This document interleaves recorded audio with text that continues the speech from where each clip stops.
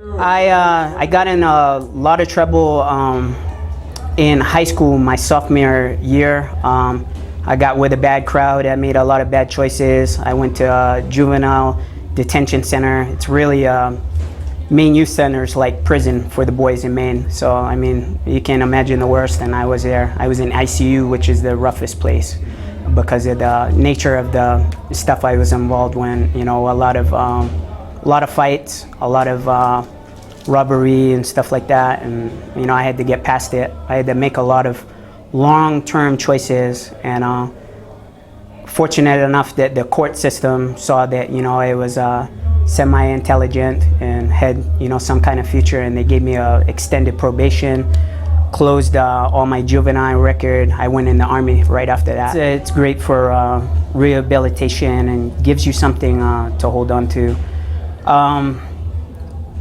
I've been in a lot of good high-speed units. I went to 101st. I was in Bastogne Brigade, 1st Brigade, 327, 1st Bat, 3rd Bat, and HHC. When I went to Iraq, I had moved to 3rd ID, which is Fort Stewart, Georgia. It's in Hinesville. It's outside of Savannah, about 40 minutes, 45 minutes. And that's a real high-speed place too. They actually invaded. They were the ones that led the invasion into Iraq, conquered in 72 hours. You know, my time seeing that side of it was my goals were totally different and unrealistic compared to what I saw. You know, I thank God that I had a bunch of great guys around me and good unit, really well trained. First time we only lost one person. Second time we lost 8. And it was hard. But like I said, a lot of the training, the camaraderie, you know, that's what got us through it. When people pass, you get tighter, you know. This team is a lot like, you know, when you lose, they don't give up on you. They know there's so worth in you, and you can pick yourself up. And, you know, I've had my experiences with losing, so I'm trying to overcome that. I think with my experience with Iraq, it took me full circle to where I used to be, and I had to reevaluate what I love.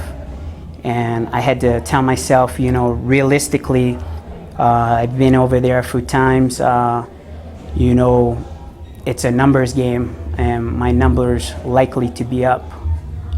So I made a hard choice, and I exited the Army after 12.5 years of service.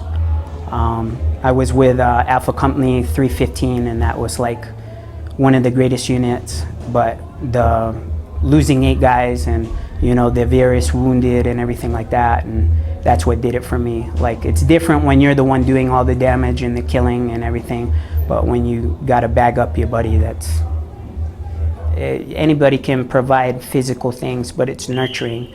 I think with me, I was lucky enough that I had just enough nurturing. You know, I'm that little crappy flower that grows in a crack on the sidewalk and somehow makes it, you know, when people are walking by and throwing trash and whatever, but it grows. Granted, I didn't grow much, you know, but I look at my life like that. And I want more for my kids, you know. I want them to be like a farm, and somebody's watering them every day. Somebody's putting the chemicals to make them grow, to help them. And, you know, I do better than my dad did, but that's still not enough for me yet.